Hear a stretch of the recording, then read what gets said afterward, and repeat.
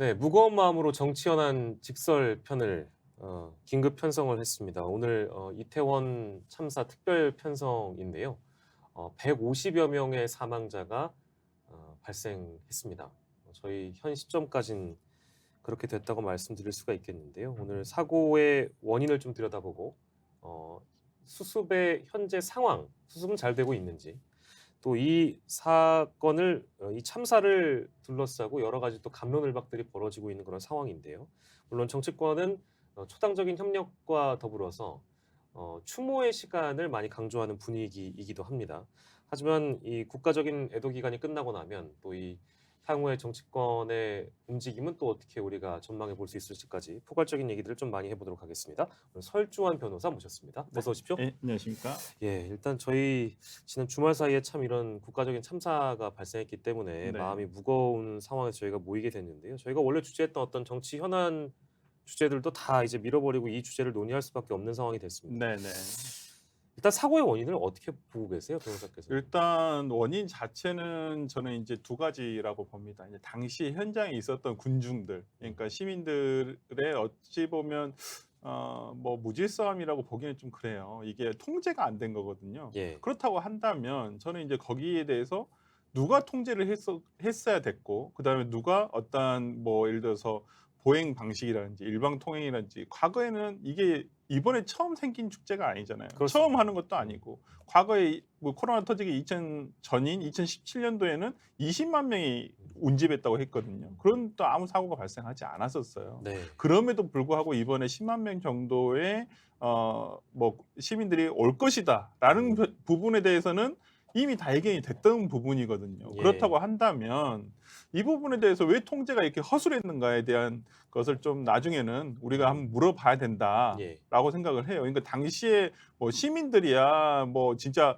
보면 지금 뭐 보도에 나온 거에 보면 뒤에 사람들이 뭐 밀어라고도 하고 뭐 미로나 뒤로냐 뭐 이런 얘기도 나오고 있죠. 네, 뭐 예. 뒤로라는 얘기를 잘못 들어서 밀어라고 했다. 누군가는 고의로 밀었다.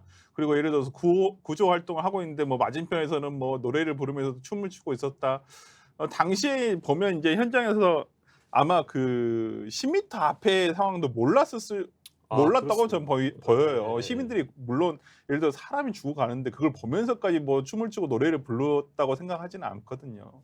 그렇다고 한다면 당시에 있던 시민들은 어찌 보면 본인의 위치에서 어떻게든 뭐 지금 살려고 했다거나 구조를 하려고 했다거나 저는 그렇게 생각이 들고요. 저는 오히려 이런 부분에 있어서 어떤 사회 안전망이 무너졌다는 것이거든요. 음, 그렇다고 한다면 이 사회 안전망을 무너뜨리게 된 것은 누가 했는지 음. 저는 이 부분에 대해서 행정기관에서 책임을 일단은 져야 된다고 봅니다. 예.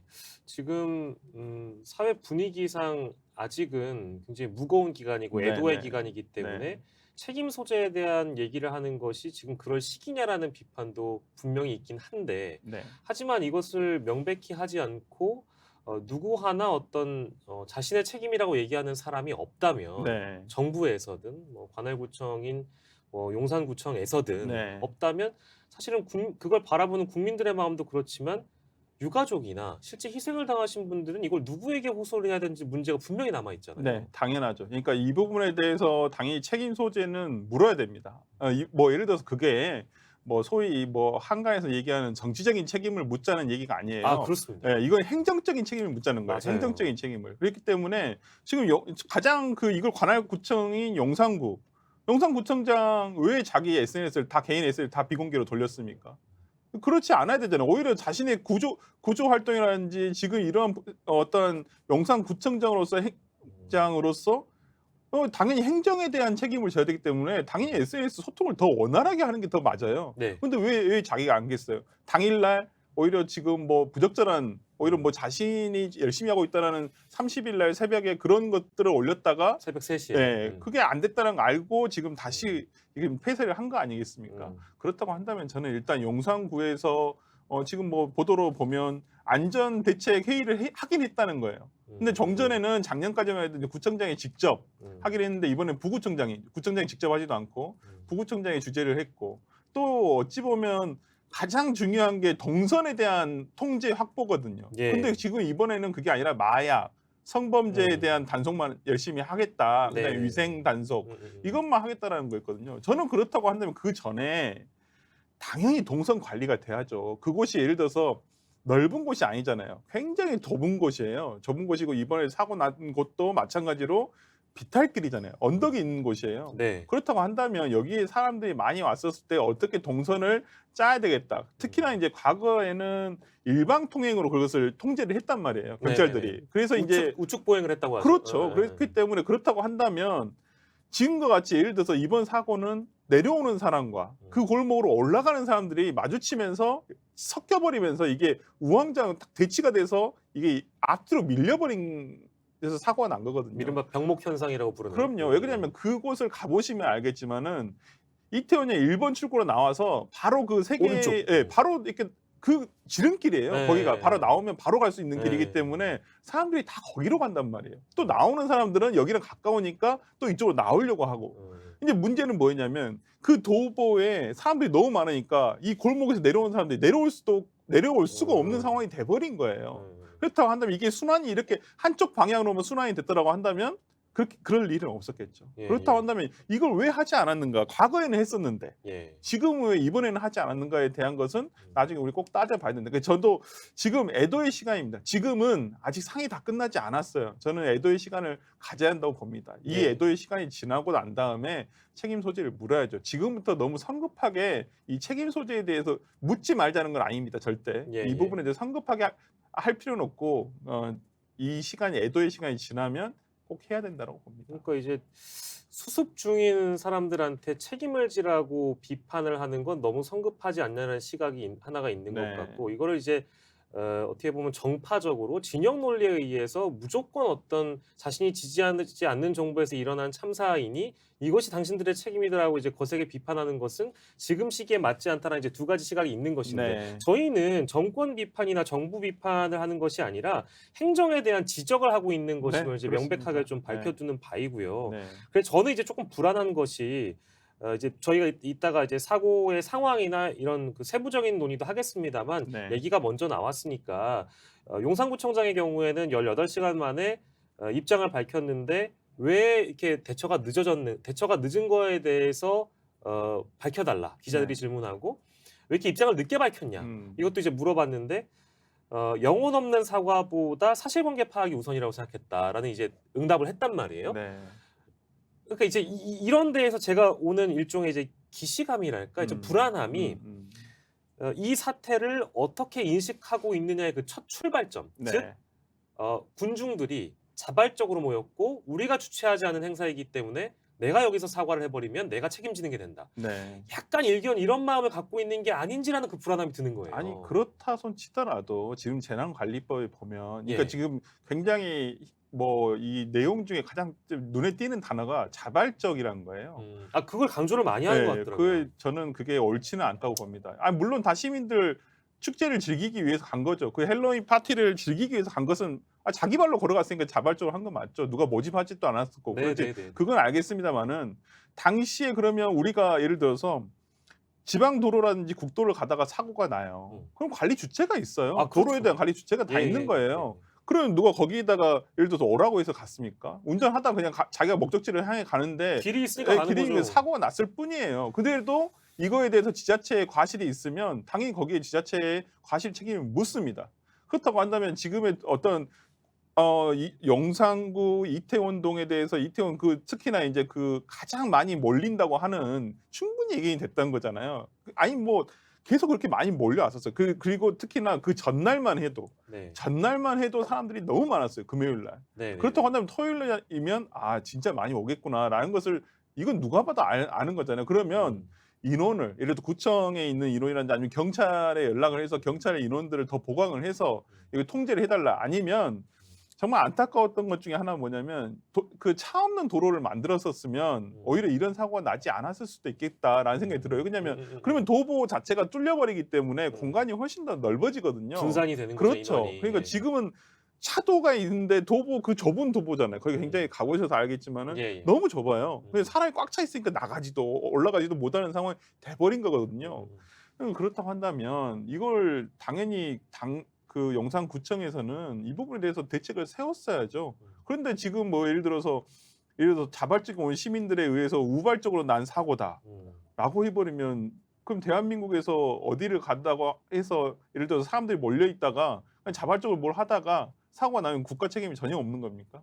그건 아니죠. 예. 그렇게 따질 문제는 아니라고 보고요. 단 제가 우려하는 것은 이건 진영의 문제는 아닙니다. 이건 국가의 어떤 시스템에 대한 문제를 따지는 것이지 이걸 뭐 무슨 뭐 민주당이니 국힘이니 그게 무슨 상관이 있습니까? 이건 어느 당 정부가 하더라도 이건 지적받아야 될 문제라고 보여요. 예. 네. 그러니까 이제 하다못해 우리가 길을 걷다가 보도블럭이 하나 빠져 있어도 그럼요. 그 길을 걷다가 이제 그 틈에 발목이 껴서 발목이 접질러도 그 관할 행정구역상 그 관할 지자체의 책임을 물을 수 있는 거잖아요. 그럼요. 예. 그거와 저는 뭐 크게 다르지 않은 지적이라고 보고 네. 아까 이제 저희 세부적으로 좀 들어가 보면 이게 지금 그 주최가 있었던 서울시와 용산구가 후원했던 이태원 지구촌 축제라는 게 10월 중순에 네. 얼마 전에 그렇죠. 열렸었다고 보름 전에 하더라고요. 열렸죠. 예. 그때는 도로 통제를 완벽하게 해서 인원이 분산이 됐었고 어느 정도 주체가 있었기 때문에 관리가 잘 됐던 것을 그 이른바 통제가 잘 됐던 걸로 보여요. 그래서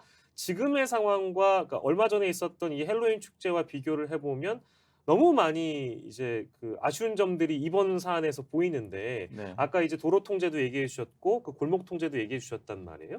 저희가 이제 이 대목에서 짚고 싶은 거는 얼마나 많은 경찰 인력과 이게 인원이 필요한가에 대한 문제로 지적이 되고 있어요. 네.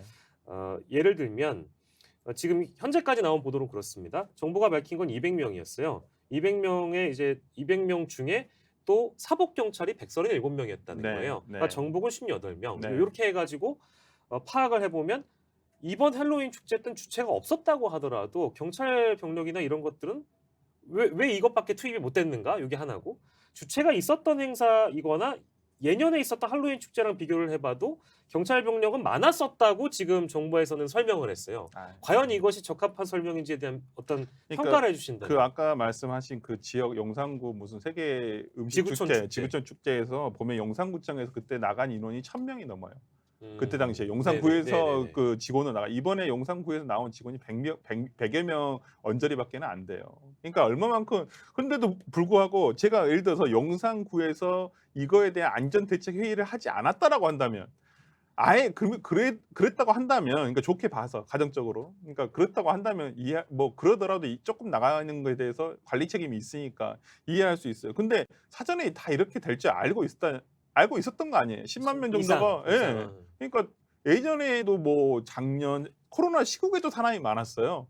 근데 예전에 2017년도 때를 보면 코로나 터지기 전에 20만 명이 왔었을 때 그때 게시글들을 보면 그때 경찰이 너무 많다고 불만이 많았어요. 그러니까 시민들 사이에서 경찰들이 곳곳에서 통제를 하고 있으니까 이게 무슨 축제를 즐기는 거냐 아니 경찰들 보고 니들도 축제 그냥 재밌는 거 보러 온 것은 아니냐 이런 불만이 나돌 정도로 어떤 커뮤니티나 이런 데서 그런 게 굉장히 많았단 말이에요. 근데 이번에는 인터뷰 내용 보면 경찰들을 볼 수가 없었다는 거예요. 물론 뭐 사복 경찰을 하고 있었으니까 이제 사복 경찰이 통제를 하지 못했잖아요. 뭐 그쪽은 뭐 마약 범죄나 뭐 이런 거 이제 그렇죠. 마약이나 뭐, 성추행, 성범죄에 대해서 감시를 하기 위해서 이번에 나갔다고 하는데 오히려 더 중요한 그거보다 더 기본적인 거예요. 이거 도로 통제를 했었어야죠. 인파가 어떻게 가고 이 부분에서 사고가 날 것 같으면 해산을 시키든지 조금 이렇게 분산을 시키는 어떤 책임을 당연히 했었어야 됨에도 불구하고 오히려 지금 인원이 너무나 적었다는 거예요. 아니 예를 들어서 물론 뭐 우리가 서울 뭐 얼마 전에 있던 불꽃 축제에도 물론 이것은 사기업에서 주최를 하고 서울시에서 후원을 하니까 뭐 경찰 병력이 훨씬 더 많이 동원이 됐다라고 하지만은 이태원에서 이런 축제가 항상 헬로윈 축제가 많이 하잖아요. 홍대라든지 젊은이들이 많이 모이는 곳에서는 하기 때문에 당연히 구청에서도 경찰에 관할 경찰서라든지 이런 데 훨씬 더 동원을 요청하거나 아니면 아까 말씀드린 대로 차 없는 거리를 만들자 이 부분에 대한 고민을 했었어야 그게 정상이라고 생각을 하는 거예요. 그러니까 참 저는 이번 사고를 보면서 그러니까 저는 토요일 날 밤에는 몰랐어요. 저도 이제 뭐 지인들이랑 같이 시간을 보내다가 사고 아침에 일어났는데 저는 깜짝 놀랐어요. 저는 이게 이태원이라고 생각하지도 이제 우리나라라고 생각하지도 않았었어요. 난 또 어디 외국인 줄 알았어요. 제일 처음에 숫자만 보고. 근데 이게 우리나라 이태원도 정말 너무 어안이 벙벙하다는 생각이 들어가지고 음. 하여튼 이런 부분에 있어서 뭐 예를 들어서 뭐 경찰 투입력이라든지 그냥 공권력 우리가 얘기하는 공무원 투입 수 너무나 비교가 돼요. 이번에 너무 안이했다는 생각이 듭니다. 전반적으로 유관 관할 단체라든지 관할 단체나 이런 데가 다 지금 안이했고 뭐 별 사고가 나겠냐라는 진짜 그 인식이 있었지 않았나 싶은 생각이 드는 게 네. 제가 아까 이제 경찰 인원을 왜 얘기를 했냐면은요. 어제 있었던 행안부 장관의 설명 때문에 그렇습니다. 맞습니다. 예. 그 이상민 그러니까 지금 저희가 그 행정에 대한 지적을 하고 있는 것인데 첫째는 용산구고요. 네. 두 번째는 서울시고요. 다음에 이제 행안부입니다. 그렇죠. 근데 당연히 이제 기자들로서는 질문할 수밖에 없고 희생자들로서는 왜 이런 일이 발생하는지 그 원인을 알아야 되는 것이니까 네. 이걸 저희가 이제 물어보는 과정인 건데요. 그래서 어제 있었던 이제 공식 발표에서는 한덕수 국무총리와 행안부 장관이 나와서 기자들이 질문을 하니까 뭐 아시겠습니다만 그런 답변을 하는 겁니다. 이게 이제 소방 당국이나 경찰 인력이 배치돼서 해결될 수 있는 문제가 아니었다. 그러니까요. 정말 황당한 그러니까 말씀인데 이거 어떻게 봐야 될까요? 아니 그러니까 이게 우리나라 언론에서도 물론 문제 삼지만 외신에서 바로 나왔어요. 이미 뭐 많이 예. 나왔습니다. 외신에서 오히려 더 정확한 지적을 하고 있어요. 당연히 그 군중에 대한 시민들에 대한 모니터링을 했었어야 된다라고 얘기를 하고 있어요. CNN에서도. 아니 그렇다고 한다면 당연히 우리나라에서도 이런 언론 지적이 나와야 됨에 불구하고 지금은 애도의 기간이니까 이런 지적을 못 하고 있는 건데 그렇다고 한다고 해서 이상민 행안부 장관 아니 소방청과 경찰청을 관할하고 있는 장관이잖아요. 당연히 본인이 책임을 져야 되는 부분이에요. 그렇다고 한다면 이 부분에 대해서 막을 수 없었다? 그럼 불가항력적이란 거예요, 이게? 아니잖아요. 이건 불가항력적인 게 아니에요. 누군가가 충분히 막을 수 있었던 거예요. 이건 모두 다 얘기합니다. 이거 자연재해 아니에요. 인재라고 합니다. 인재. 인재라고 한다면 누군가 잘못을 한 거예요.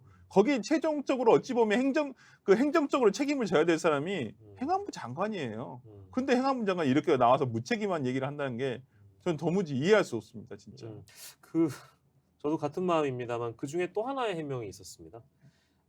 이제 경찰 인원에 대한 질문이 나오니까 그 당시에 그 같은 시기에 이제 네. 광화문에서 보수 진보 간의 집회가 있다 네. 보니까 그쪽으로 많이 이제 경찰력이 집중된 것 같다라는 네. 해명이었거든요. 그러니까 즉 뭐 아까 이제 저희가 짚었던 소방 당국의 뭐 어떤 소방력이나 경찰력이 들어가서 해결될 문제가 아니었다는 그 인식을 바탕을 두고 이 대답이 나는지 모르겠지만 광화문 집회와 뭐 헬로윈 시의 성격도 다르고 네.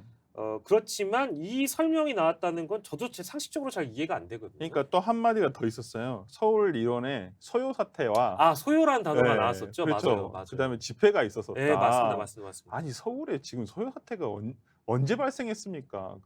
저는 이해할 수 없어요. 오히려 집회를 소요 사태로 생각하시는 건가요?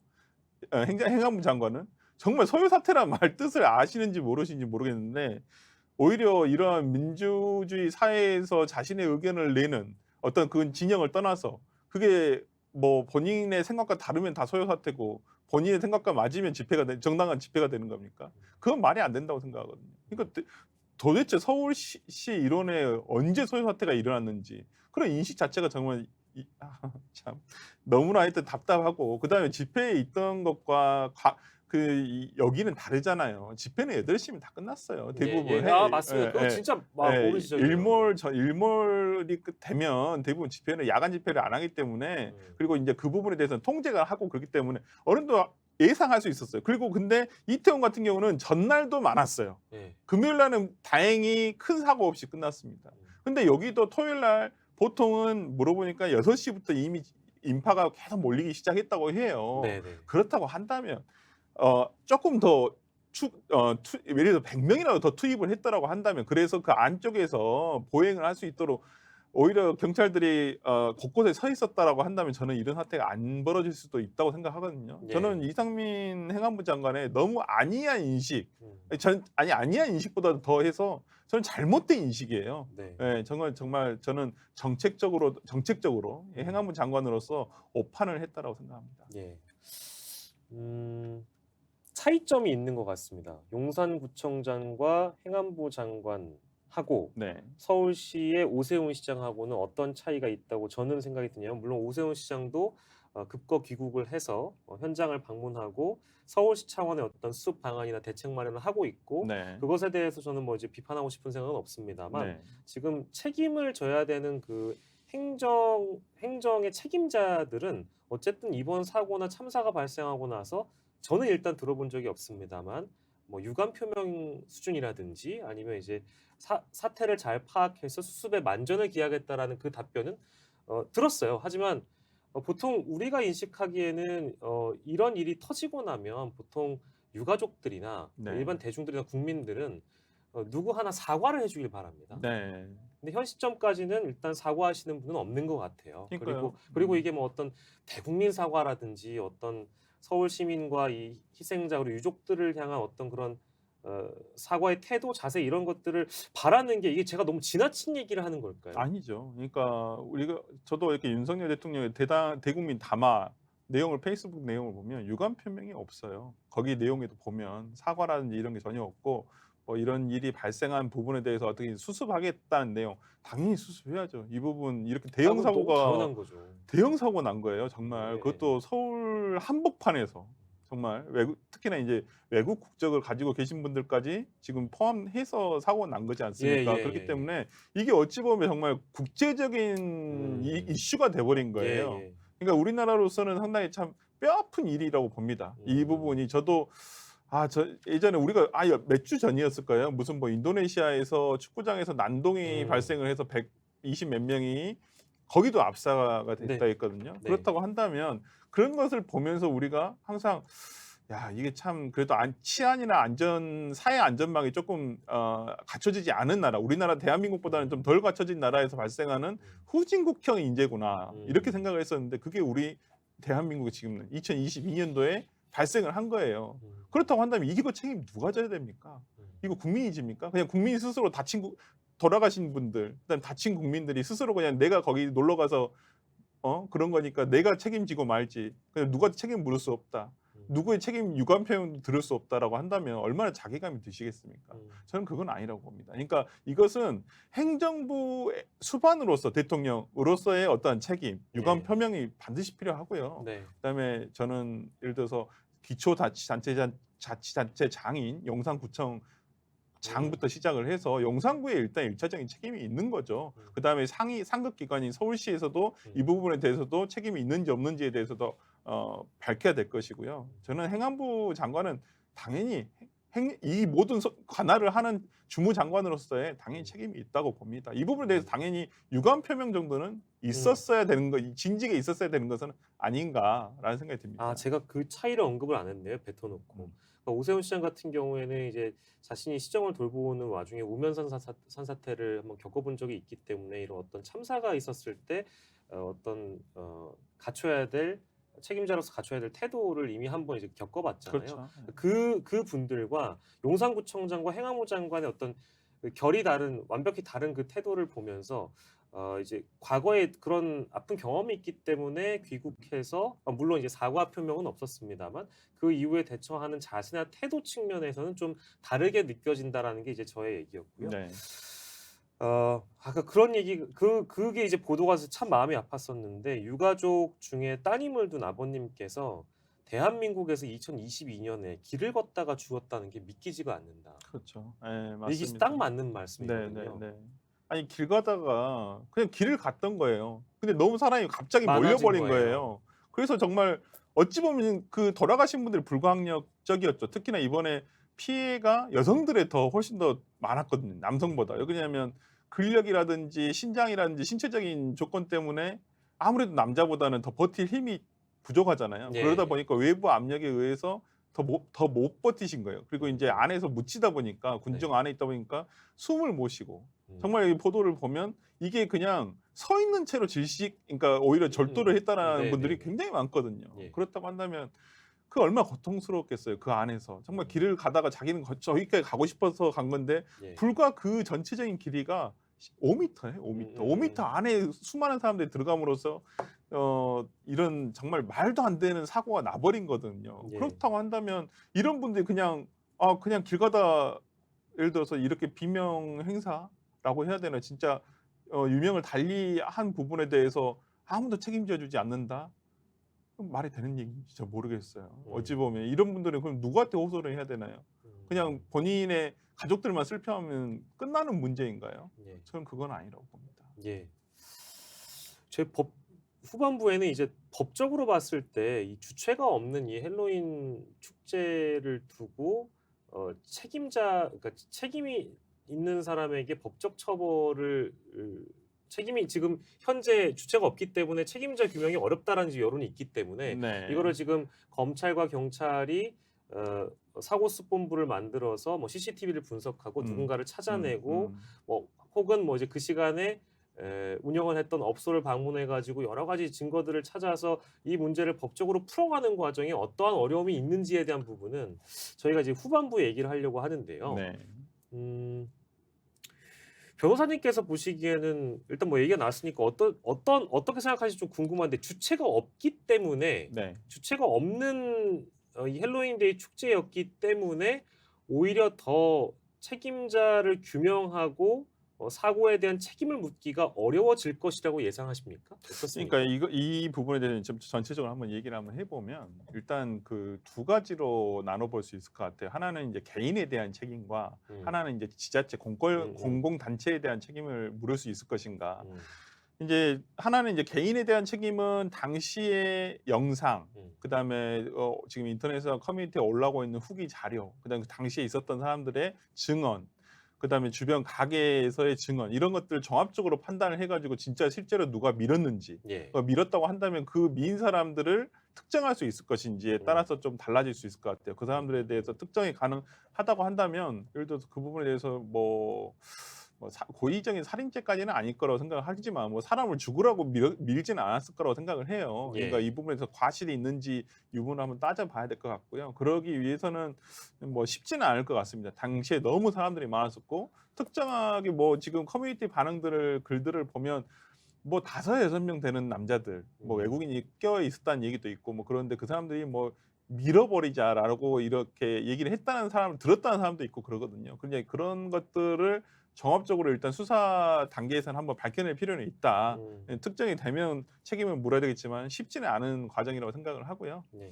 두 번째는 이제 뭐 예를 들어 지자체, 용산구에 대한 책임을 물을 것인가. 이 부분에 대해서 이제 형사적인 책임과 민사적인 책임이 있을 것 같아요. 근데 네. 이제 형사적인 책임이라고 한다면 뭐 고의로 이것을 방기하거나 그러지는 않았겠죠. 네. 예, 저는 그 부분에 대해서는 주의 의무 위반이라고 하는 과실은 있을 수도 있다고 봐요. 근데 이것을 이제 업무상 과실치사로 의율할 수 있을 것인가? 거기에 대한 책임을 누구한테 물을 것인가? 일단 이것이 선행이 돼야 된다고 봐요. 그렇다고 한다면 이거 외에 이제 뭐 예를 들어서 이렇게 안전계획 수립 의무가 있는데도 불구하고 수립하지 않았다라고 한다든지 예를 들어서 행사에 주체가 없는 경우에는 재난관리법에서 순간적으로 1,000명 이상 모집할 수 있는 그러니까 운집할 수 있는 어떤 그 이런 지자체 행사라든지 이런 게 있을 때는 그러니까 재난안전관리계획서를 제출하게끔 돼 있거든요. 네. 그러면 이 부분에 대해서 이제 해석의 여지는 있을 것 같습니다. 이제 주체가 없는 행사였는지 이게 행사였는지다. 라는 그 부분에 대해서도 맞습니다. 예, 법리적으로 좀 봐야 될 부분은 있거든요. 이게 어찌 보면 어떤 행사가 뭐 이 전체가 헬로윈 축제라고 하면 이태원동에서 발생할 수 있는 행사였다고 볼 수도 있지만은 단순히 이동하다가 발생한 거기 때문에 이 부분에 대해서는 조금 이제 앞으로 수사 과정에서 이제 시작이니까요. 예. 밝혀져야 될 문제긴 한데 이제 후속적으로 이루어질 것은 용산구라든지 어떤 소방청이라든지 그다음에 경찰청의 어떤 이런 관리 책임은 없었는지 이런 부분에 대해서 민사 책임을 물을 수도 있을지에 대해서 이제 향후에 아마 이제 지금 예를 들어서 그 뭐 장례 절차가 끝나게 되면 일단 뭐 유가족 협의회가 생기든지 유가족 대책 아마 그 단체가 생길 것 같은데 거기서 이제 어떻게 나올지 이 부분 좀 봐야 될 것 같습니다. 실제로 우리가 이제 세월호라는 국가적인 대참사를 겪어봤기 때문에 네. 그 시기 이후에 이제 이런 문제들이 또 거론이 됐었고 실제 네, 처벌자도 나오고 했었잖아요. 네, 물론 성격이 너무 다르기 때문에 다르죠. 예. 예, 등치시켜서 비교하기는 좀 어렵습니다만 네. 어쨌든 지금 설주환 변호사께서 말씀해 주신 대로라면 개인의 책임을 물을 수 있고 이제 공공단체에게 책임을 물을 수 있는데 그것이 민사든 형사든 여기에서 가장 중요한 쟁점은 어쨌든 고의성의 여부잖아요. 네, 네, 근데 그 네. 고의성의 여부를 수사기관이 그걸 입증해낼 수 있는지 어떤 음. 그 여부가 있는 것인데 지금 상황으로 봤을 때는 그게 쉽지 않을 것 같다라는 그렇죠. 이제 의견이신 거죠. 고의 여기서는 고의는 없다고 봐요. 그러니까 네. 과실이죠. 과실. 예, 과실. 그러니까 누가 주의 의무에 위반을 했다는지 아니면 어떠한 것 이러한 사고가 발생할 것을 예견 가능했는지에 대한 문제거든요. 그러니까 과실 문제라고 저는 보고 네네. 이 부분에서 이제 앞으로 뭐 수사를 통해서 밝혀지긴 밝혀져야 될 것 같아요. 예, 이 부분 그냥 돌아가신 분들에 대한 어떤 그런 책임 소재가 분명해야 되고 네. 그냥 아무도 책임 만약에 이렇게 예를 들어서 진짜 150여 명이 넘어버린 굉장히 큰 어찌 보면 사상자가 300명에 가까워요. 부상자까지 한다면 예. 그런 사고에서 그냥 아무런 책임도 없이 그냥 끝나버린다.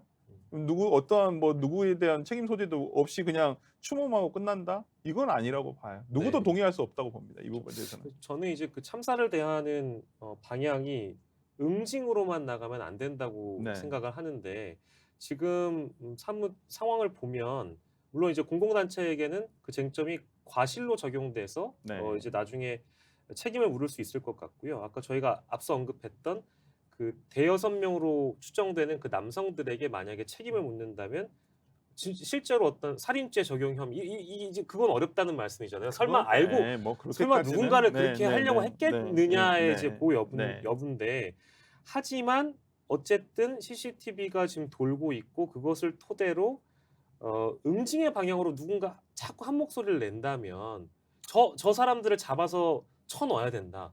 쟤들도 책임이 있다. 네. 처벌을 하라 이런 목소리가 거세진다면 분명히 이 대여섯 명 뭐 뒤로 내지는 뭐 밀어라고 했던지 그건 모르겠습니다만 이 사람들을 특정해서 처벌을 하는 분위기로 나아가는 것 자체가 과연 옳은 방향일까? 그러니까 그게- 그것으로만 끝나는 것이 옳은 방향일까 그러니까 싶은 우려가 그건 드는 아주 거죠. 작은 부분이에요. 음. 그러니까 그게 그 부분에 대해서 예를 들어서 그것을 포커스를 맞춰 가지고 이 사태를 해결하려고 한다. 아니면 책임의 소재를 거기서 물으려고 한다. 그건 말이 안 되는 거죠.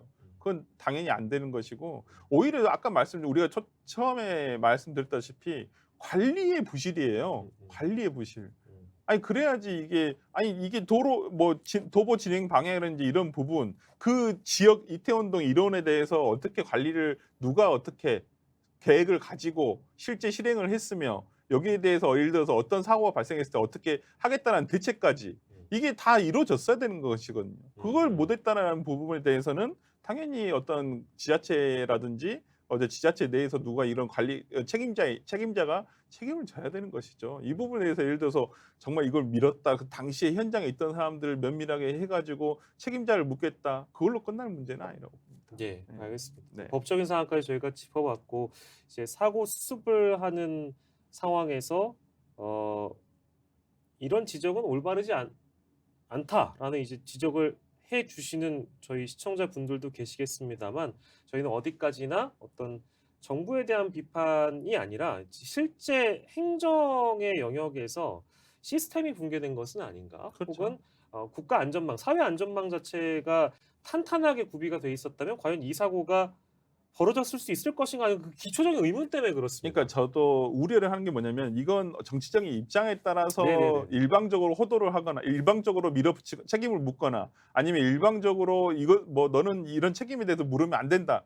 이렇게 얘기하는 게 아닙니다. 거기에 매몰되면 안 되는 부분이에요. 네네. 세세하게 따져봐야 된다는 거예요. 세세하게 누가 과연 어떠한 책임을 져야 되는지에 대해서 한꺼풀씩 벗겨가면서 이 부분은 제외하고 이 부분은 제거 소거법 형식으로 해서 명확한 명징한 책임자를 가려내야 한다는 거예요. 그 부분에 대해서 책임을 져야죠. 당연히 국가가 책임을 지든지 지자체가 책임을 지든지 아니면 어떤 개인이 있다면 개인이 책임을 지든지 아직은 그 책임 소재에 대해서 모르는 부분에 대해서 정치적인 어떤 입장에 따라서 이걸 다 그냥 덮어버려 가지고 제대로 규명되지 않게 되면 그게 너무나 억울한 거예요. 그리고 앞으로 어떤 대책을 세움에 있어서도 그래서는 안 된다는 거예요. 네. 이것은 그렇기 때문에 예를 들어서 어떠한 정치적인 입장에 따라서 당신은 모든 게 잘못됐다. 이렇게 얘기할 부분도 아니고 너는 이게 어떠한 예를 들어서 보수 쪽에서 생각하듯이 이거 너희 선동하는 거 아니냐. 이렇게 물을 수 없다는 거예요. 이것은 서로 정치적인 입장에 따라서 나눠질 문제가 절대 아니라는 부분이에요. 이거 예. 책임 소재 가려야 됩니다. 가려야 되는데 그러니까 타이밍을 잘 우리가 봐가면서 하자는 거예요. 지금은 애도의 시간이에요. 지금은 아직 상도 안 끝났어요. 장례 절차가 마무리되지도 않았습니다. 장례 절차가 끝나고 이 부분에 대해서 책임 소재를 그렇다고 해서 묻지 말자는 게 절대 아니기 때문에 오해하지 않았으면 좋겠어요. 이것은 진영의 문제는 아닙니다. 국가 시스템에 대한 문제이지. 예.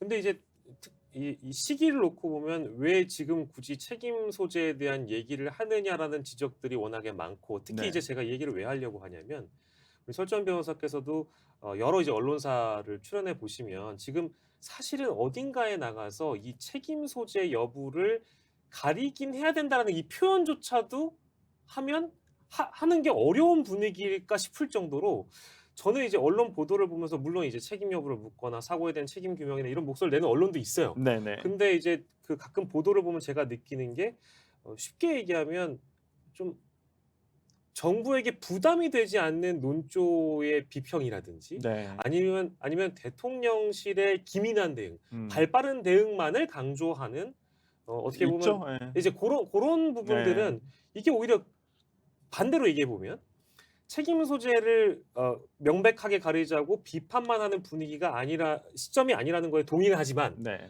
그렇다고 해서 또 대통령실과 대통령의 기민한 대응만을 강조할 만한 시기도 아니에요. 네, 당연히 그렇죠. 그러니까 지금 나오고 있는 보도의 논조를 보면 제가 이제 이 사고가 발생했을 때 토요일 밤, 그러니까 본격적으로 어떻게 보도가 됐던 것은 일요일. 네네. 어제는 이제 그 사실관계에 대한 내용들, 원인, 네네. 왜 이런 원인과 그다음에 피해 상황에 대한 보도들이 주를 이뤘다고 봐요.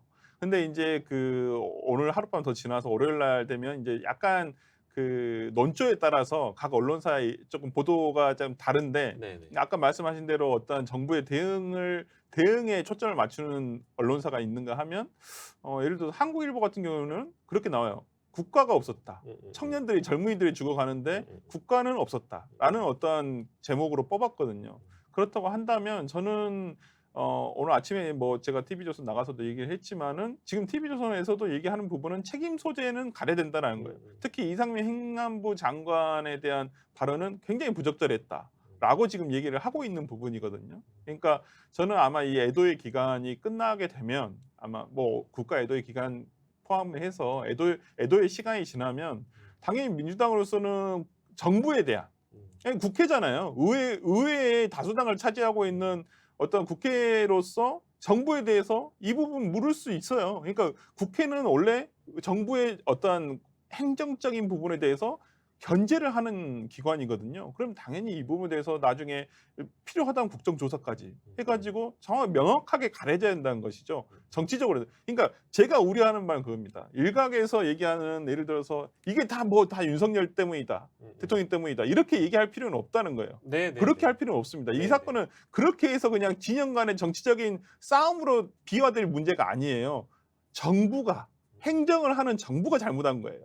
그 안에 있는 지자체가 잘못을 했는지 아니면 거기에 그 최종적인 책임을 가지고 있는 행안부 장관이 잘못을 했는지 명확하게 냉정하게 가려야 될 부분이고 당연히 민주당으로서는 의회의 구성원 그것도 다수당이잖아요. 그렇기 때문에 이 부분에서 나중에 이 시간이 지나면 세게 그 책임 규명을 하기 위해서 세게 얘기를 해야 될 시간이 올 거라고 생각합니다. 예.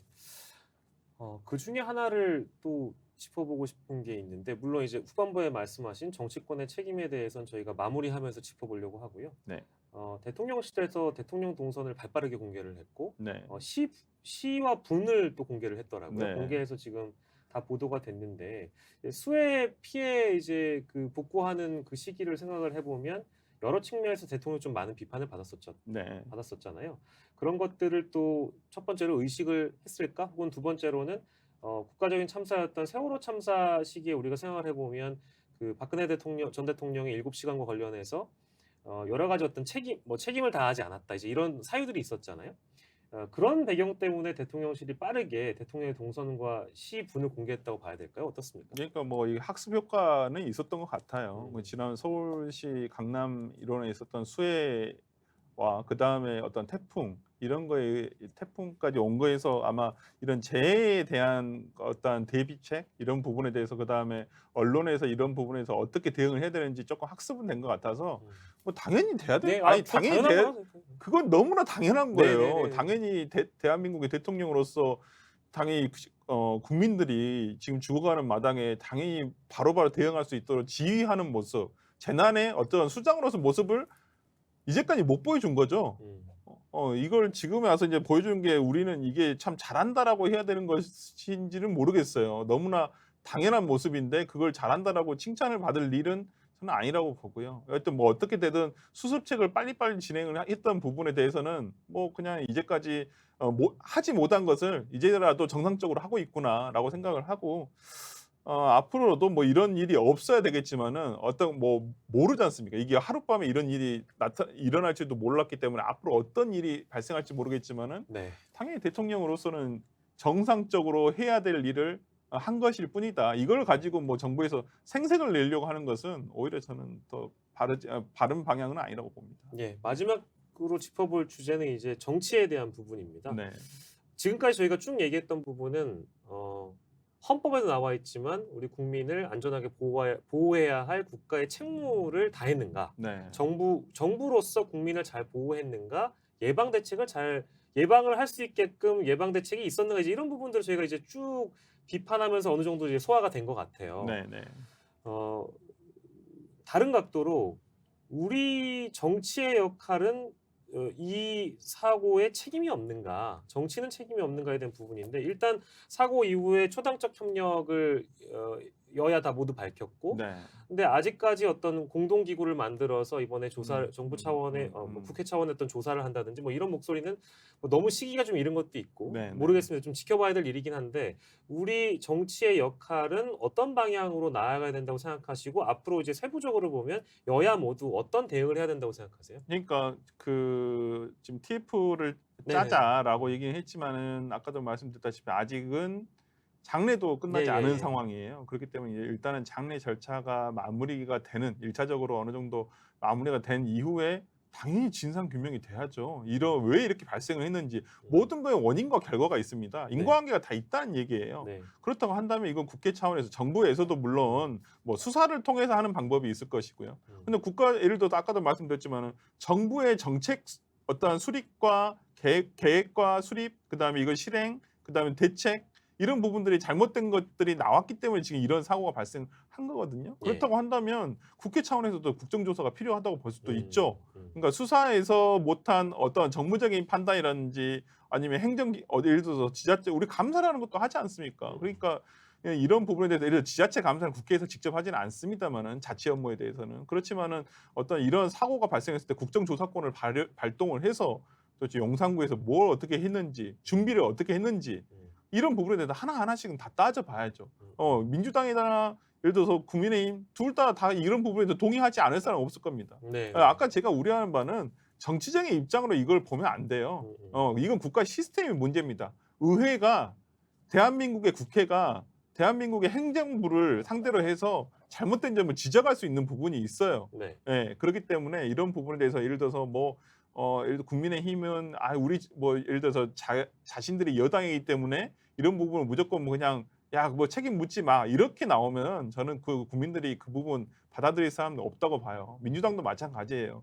이게 다 예를 들어서 윤석열 대통령 때문이다 이렇게 얘기할 필요 절대 없다고 아까 말씀드렸다시피 예. 그럴 필요 있습니다. 물론 과거에 예를 들어서 생각해 보십시오. 예전에 우리 코로나 시절에 코로나가 걸려도 다 문재인 대통령이었다 탓을 했었고 약품이 왜 늦게 들어오냐 왜 백신 늦게 들어오냐 다 문재인 대통령이 욕했어요. 그래도 민주당은 전 달라야 된다고 생각해요. 이것이 예를 들어서 물론 치열하게 싸울 때는 싸워야죠. 근데 지금 이 부분을 가지고 예를 들어서 지금 국민의 죽음이 있는데 거기서 정치권에서 왈가왈부하고 자신의 이 죽음을 유리하게 이용하려고 하고 자신에게 불리할 것 같으니까 무조건 막으려고 하고 이건 아니라고 봐요. 이건 국민들이 다 압니다. 요즘은 국민들이 우매하지 않아요. 절대로. 그렇기 때문에 민주당으로서는 이 부분에 대해서 하나하나 진상규명의 해감에 있어서 절차대로 제도권 안에서 이 부분을 저는 최대한 강력하게 해야 된다고 봅니다. 네. 제가 이 대목을 왜 짚었냐면 물론 시기적으로 분명히 이르지만 짚어봐야 되고 기억돼야 되기 때문에 저희가 여쭤본 건데요. 세월호 참사가 발생했을 때 물론 전 국민이 애도했습니다. 일정 시간 지나니까요. 세월호를 정치적으로 그럼요. 정쟁의 수단으로 네. 활용했던 세력이 있습니다. 네. 그리고 심지어 이 세월호 참사 자체를 교통사고 수준으로 그렇죠. 네. 언급했었던 분이 제가 알기로는 지금 현실 정치에 계시거든요. 네, 있죠. 이제 그런 상황이 당연히 발생하면 안 되지만 이 애도 기간이 끝나고 난 이후에 정치권을 우리가 전망을 해봤을 때 이 불행한 역사가 다시금 반복되지 않을까 하는 그 우려가 저는 분명히 있거든요. 그리고 그것이 어떻게 보면 국민을 소위 이제 갈라칠 수 있는 아주 적절하고 효과적인 수단이라고 믿고 있는 어떠한 세력이 분명히 있을 거라고 생각하고요. 네, 있습니다. 오늘 오전에도 보도가 됐습니다만 여전히 어떤 그 카카오톡 특히 이제 이 사안을 두고 좌파가 선동하려고 한다라고 한 카톡이 이미 돌고 있어요. 네.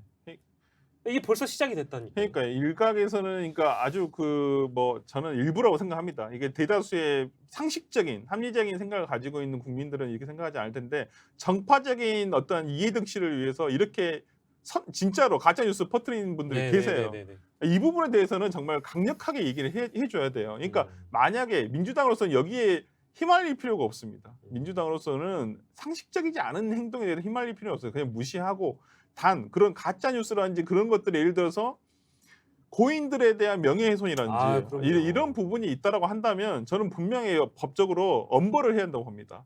그러니까 예를 들어서 세월호도 마찬가지였어요. 뭐 유족들을 폄하하고 예를 들어서 조롱하고 이런 부분에서 명백하게 강력한 처벌을 해야 되거든요. 과거에도 이런 예를 들어서 소위 뭐 일베라고 하는 그 회원들이 그렇게 조롱한 적도 있고 그분들 처벌 받았어요.